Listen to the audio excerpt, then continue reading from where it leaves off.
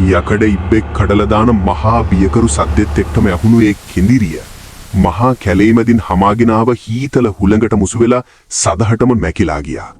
යක්ෂයාගේ මංකඩ 1988 නොවැම්බර් මාසේ 18 වෙනිදා රාත්‍රිය අනුරාධපුර ප්‍රදේශයේ මහා ඝන කැලෑවකට මායිම් වුණු අතිශය දුෂ්කර ගම්මානයක්. මේ ගමේ මිනිස්සුන්ට විදුලි බලය කියන්නේ කවදාවත් දකින්න නොලැබෙන හීනයක්. රෑ වැටෙනකොටම මුළු ගමම ඝන අඳුර ගිලිලා යනවා. හැම ගෙදරකම පත්තුනේ කුඩා කුප්පි ලාම්පු විතරයි. භූමි තෙල් සුවඳයි කැලේ පිපෙන අමුතු මල් සුවඳයි මුළු පරිසරයම ඝන වෙලා පැතිරලා තිබුණා. ගමේ මිනිස්සු ජීවත් වුණේ ඊටමත් කටුක ආර්ථික තත්ත්වයක් යටතේ. හේන් ගොවිතැන් කරලා ලැබෙන සුළු මුදලින් තමයි ජීවිතේ ගැට ගහගත්තේ. ඒ කාලේ රටේ තිබුණු භීෂණ තත්ත්වයක් එක්ක මිනිස්සු හිටියේ මරණ බයෙන්. කරුණාවතී කියන්නේ මේ ගමේ කෙළවරේ කැලේට කිට්ටුවෙන් හුදකලාව ජීවත් වුණු හට හැවිරිදි ගැහණියක්. ඇයි දවල්ට පැදුරු වියරා ටවුමට ගිහින් විකුණනවා. ගමේ හැමෝම හිතාගෙන හිටියේ කරුණාවතී අවුරුදු ගාණක් තිස්සේ එකතු කරපු ලොකු සල්ලි ගොඩක් මැටි ගෙදර ඇතුලේ හංගගෙන ඉන්නවා කියලා. මේ කතාව ගම පුරාම රහසක් විදියට පැතිරලා තිබුණා. එදා පාන්දර ගමේ කිරිදොවන්න යන තරුණෙක් දැක්ක කරුණාවතීගේ ගෙදර ලොකු ලී දොර සම්පූර්ණයෙන්ම කඩලා දාලා තියෙනවා. ඔහු බයෙන් ගේ ඇතුල් තෙබිලා බැලුවා. මුළු ගියම තිබුණු හැම දෙයක්ම බිමට පෙරලලා දාලා තිබුණා. ගෙයි මැද තිබුණු ලොකු ලේ විලක් දැකපු තරුණයා බයටම කෑ ගහගෙන ගම මැදට දිව්වා. මුළු ගම මේක පාරටම කලබල වුණා. ගමේ පිරිමි ඔක්කොම එකතු වෙලා ආයුධත් අරගෙන කරුණාවතීගේ ගෙදරට ආවා. ගේ ඇතුලේ ලේ සොඳක් වගේම අමුතුම පිළිකුල් සහගත ගඳක් වහනේ නෙමින් තිබුණා. කරුණාවතීගේ නිසල සිරුර ගෙයි මුල්ලක ලේ ගොඩක් මැද වැටිලා තිබුණා. ඇගේ බෙල්ලට ඊටම තියුණු ආයුධයකින් පහර දීලා තිබුණා. ගමේ අයට එකපාරටම තේරුණේ මේක සාමාන්‍ය සොරකමක් නෙවෙයි කියන එක. මේක ඊටමත් ක්‍රූර විදිහට සැලසුම් කරපු මිනිමරුමක්. මිනිමරුවා ගේ ඇතුලේ හැමතැනම සල්ලි හෙව්වත් කිසිම දෙයක් හම්බ වෙලා තිබුණේ නැහැ.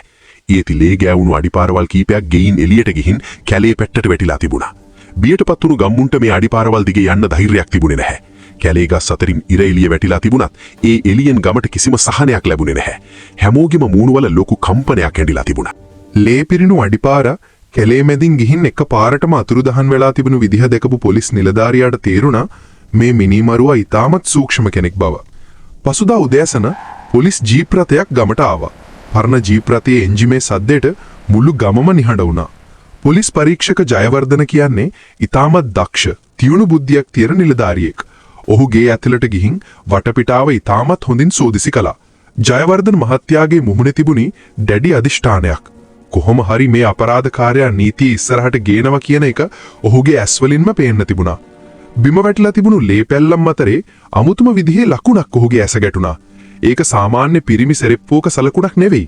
ඒක කැලේ යන්න පාවිච්චි කරන රබර් බූට් සපත්තුවක අඩිපාරක්. ඒ කාලේ මේ වගේ දුෂ්කර ගමක රබර් බූට් සපත්තු පාවිච්චි කළේ කැලේ දඩේමේ යන අය විතරයි. මේ හෝඩුවාව ජයවර්ධන මහත්තයාගේ හිතේ ලොකු සැකයක් ඇති කළා. ඔහු ගෙයින් එළියට බැහැලා අර ලේ ගාවුණු අඩිපාරවල් දිගේ කැලේ ඇතුළට යන්න පටන් ගත්තා. වියලි කොළ පොඩි වෙන සද්දෙයි කුරුල්ලන්ගේ බියකරු සද්දෙයි කැලේ පුරාම දෝන්කාර දුන්නා. එක පාරටම ලොකු ගලක් උඩ තිබිලා අමුතුම දෙයක් හම්බ වුණා. ඒ පරණ රෙදි කෑල්ලකින් වතපු පිහියක්. පිහියේ මිටේ අලුත් ලේ පැල්ලම් තදින්ම ගෑවිලා තිබුණා. ඒ වගේම මේ පිහිය දඩයම් කරුවන් සත්තු මරන්න පාවිච්චි කරන ඊටමත් තියුණු ආයුධයක් බව ජයවර්ධන මහත්තයාට එක බැල්මකින්ම තේරුණා. මේ දේවල් එක්ක බලද්දී මිනිමරුවා මේ ගමේම ඉන්න හොඳින් කැලේ ගන දන්න දඩයම් කරුවෙක් බව හොඳටම පැහැදිලි වුණා. කරුණාවතී ළඟ තියෙනවා කියන බොරු සල්ලි ගොඩක් ගැන ඇති වුණු කෑදරකම මේ සාහසික අපරාධයට ප්‍රධාන හේතුව වෙලා තිබුණා. මුළු ගමම බයෙන් වෙවුලමින් හිටියේ ඊළඟට කාට මොනව වෙයිද කියන අවිනිශ්චිත හැඟීමෙන්. මිනිස්සු Tamanගේ ගෙවල් වල දොරවල් තදින් වහගෙන හිටියා. ජයවර්ධන මහත්තයා ගමේ ඉන්න දඩයම් කරුමන් ගැන තොරතුරු හොයන්න පටන් ගත්තා. කවුරු හරි කෙනෙක් මේ රහස දන්නව වුණත් මරණ බයට කවුරුත් මුකුත් කිව්වේ නැහැ. නිහඬ බව මහා බියකරු සෙවණැල්ලක් වගේ මුළු ගමම වහගෙන හිටියා. කැලේ මැදින් හමාගෙන ආව මූසල හුලගත් එක්කම පොලිසිය එක ගෙදරක් ඉස්සරහා නතර වෙද්දී මුළු ගමම හුස්ම ගන්න එකත් නතර කළා. ගමේ දඩයම් කරුවන් අතරින් පොලිසිය දැඩි අවධානයට ලක්ුණේ සෝමේ කියන පුද්ගලයා. සෝමේ කියන්නේ නිතරම කැලේ යන සත්තු මරලා මස් විකුණන රළු ගතිගුණ තියෙන මිනිස්සෙක්. ඔහු ජීවත් වුණේ කැලේට මායිම් වුණු කුඩා අඳුරු පැල්පතක. පොලිසිය සෝමේගේ ගෙදරට කඩා පනිනකොටත් ඔහු හිටියේ කැලේ ගිහින් ඇවිත් මහන්සියෙන් නිදාගෙන. මුළු ගේ පුරාම අමුමස් ගඳයි, ලාභ අරක්කු ගඳයි පිළිකුල් සහගත විදියට පැතිරිලා තිබුණා. පොලිසිය දැක්ක ගමන් සෝමේගේ මූණ එක පාරටම සුදුමිලි වෙලා ගියා. ජයවර්ධන මහත්තයා ඊටමත් තදින් ප්‍රශ්න කරන්න පටන් ගත්තා. ඊයරයා කොහෙද හිටියේ කියලා අහද්දී සෝමෙට උත්තර දෙන්න බැරිව වචන පැටලුණා. ඔහුගේ ඇස් බියෙන් පිරීලා තිබුණා. සෝමගේ මූණේ දාඩිය බින්දු පේලියට වැටෙන්න ගත්තා. ජයවර්ධන මහත්තයාගේ එක බැල්මකින්ම සෝමගේ හිතේ තිබුණු හයිය ඔක්කොම දිය වෙලා ගියා. ඔහු බිම බලාගෙනම හිටියා. ඒ වෙලාවේ පොලිස් නිලධාරියෙක් ගේ මුල්ලක හැංගිලා තිබුණු රබර් බූට් සපත්තු දෙකක් එළියට ගත්තා. ඒ සපත්තු දෙකේ යටිපතුල් වල තාමත් වේලුණු ලේ පැල්ලම් අලිලා තිබුණා. ඒ සලකුණු කරුණාවතීගේ ගෙදර තිබුණු අඩිපාරවල් වලට හරියටම සමාන වුණා. මේ සාක්ෂියේ ඉස්සරහා සෝමෙට තවත් බොරු කියන්න බැරි බව තේරුණා. ඔහු දහඩිය දාගෙන වෙවුලමින් බිම වාඩි වුණා. සල්ලි වලට තිබුණු අසීමිත කෑදරකම ඔහුව මේ තිරිසන් තත්වයට ඇදලා දාලා තිබුණා. දඩයම් කරලා ලැබෙන සල්ලි වලින් ජීවත් වෙන්න අමාරු වුණු නිසා ඔහු කරුණාවතීගේ ගෙදර තියෙනවා කියන සල්ලි කොල්ල කන්න සැලසුම් කරලා තියෙනවා. ඔහු මේ මහා බියකරු අපරාධය කරපු විදිය එකින් එක කියන්න පටන් ගත්තා. සෝමගේ කටහඬ කැලේ පුරාම දෝංකාර දෙද්දී ඇහුණු දේවල් වලින් පොලිසිය අයට පවා කේන්තියක් ආවා. අහිංසක වයසක ගැහණියක් සල්ලි වෙනුවෙන් මරලා දාන්න තරම් ඔහු ක්‍රූර වෙලා හිටියා. මුළු පරිසරයම එකපාරටම මූසල නිහඬ බවකට පත් වුණා. ගමේ මිනිස්සුන්ට මේ දේවල් අහද්දී දැනුනේ කියාගන්න බැරි තරමේ ලොකු වේදනාවක්. වයසක ගැහණියක් මරණ බියෙන් කෑ ගහද්දී කිසිම අනුකම්පාවක් නැතුව අගේ බෙල්ලට පිහියෙන් අනින්න තරම් ඒ මිනිස්යාගේ හිත ගල් වෙලා තිබුණා. සෝමේ පොලිසියට හැමදේම පාපොච්චාරණය කළා.